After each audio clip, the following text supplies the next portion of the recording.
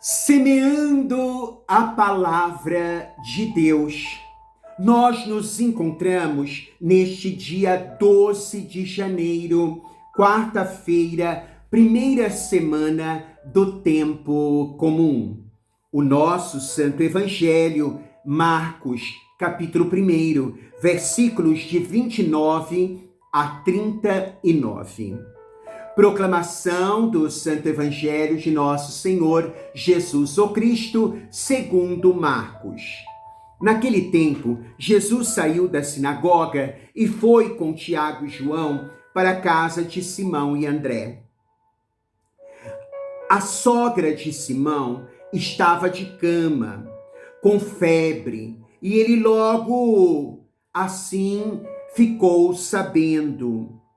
Se aproximou, segurou sua mão e ajudou-a a levantar-se.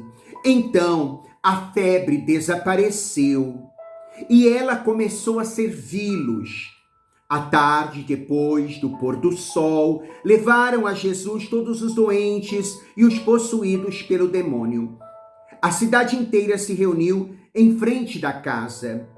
Jesus curou muitas pessoas de diversas doenças e expulsou muitos demônios. E não deixava que os demônios falassem, pois sabiam quem ele era. De madrugada, quando ainda estava escuro, Jesus se levantou e foi rezar no lugar deserto. Simão e seus companheiros foram à procura de Jesus.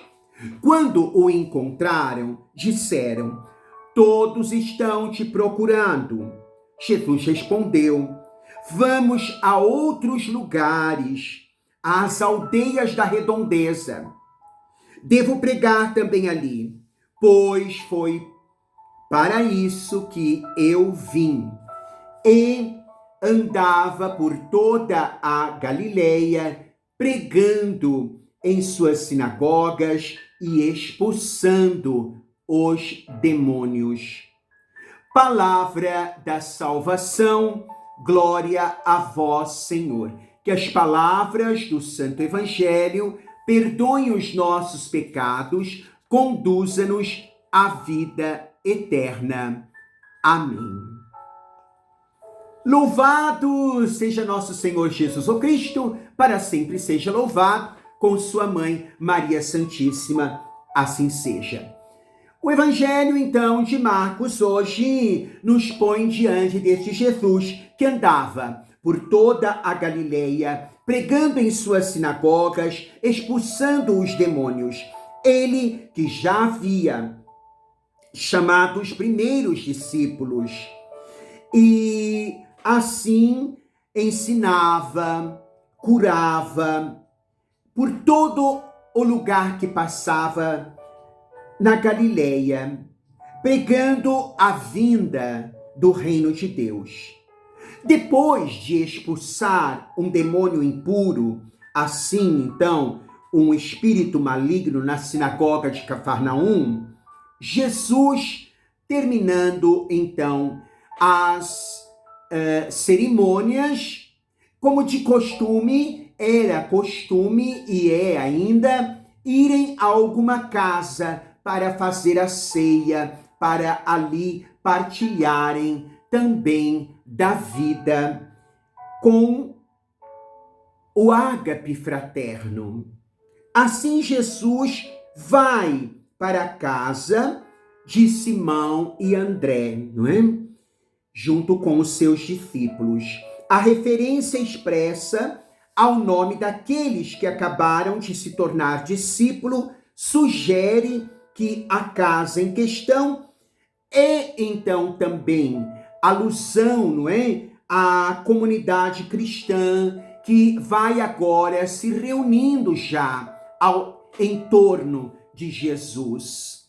As nossas comunidades, as nossas famílias, nossos então setores, nossos quarteirões, nós devemos, ainda que infelizmente com essa pandemia, ainda nós não estamos nos reunindo, mas é lugar também, a família, o lar, a igreja doméstica, lugar para que a gente se reúna, partilhe da palavra de Deus, reze, não é? Medite o evangelho, o santo terço, e ali também uma partilha, não é? De vida, onde também podemos, junto com com os amigos, as pessoas, então, do nosso setor, da nossa comunidade, nos congregarmos numa partilha também, não é? De alimento, de bens, de vida. Isso é muito importante e belo. E aí nós vemos, então, no texto, Jesus indo para a casa de Simão e de André, e ali se encontra a sogra de Pedro, adoentada, apresenta febre. Febre é sempre um sintoma de que há algo errado em nós, não é? Uma infecção, alguma coisa está acontecendo. Então, é o sintoma febril que a gente vai detectando que há uma enfermidade, que há uma doença. E disseram então a Jesus que a sogra de Pedro estava acamada. Eu gosto muitas vezes de olhar esse texto e me pergunto, não é interessante que logo que Jesus entra, fica sabendo, ele vai até lá com certeza, no quartinho de fundo. É assim que, infelizmente, muitas vezes os idosos, não é, são tratados, colocados lá num quartinho do fundo.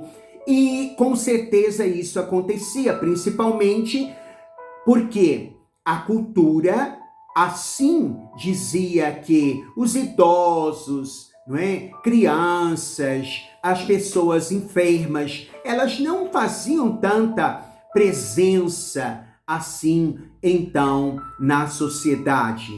E é interessante que logo este momento mostra-nos Jesus que estende a mão e ali então toma aquela mulher e levanta-a.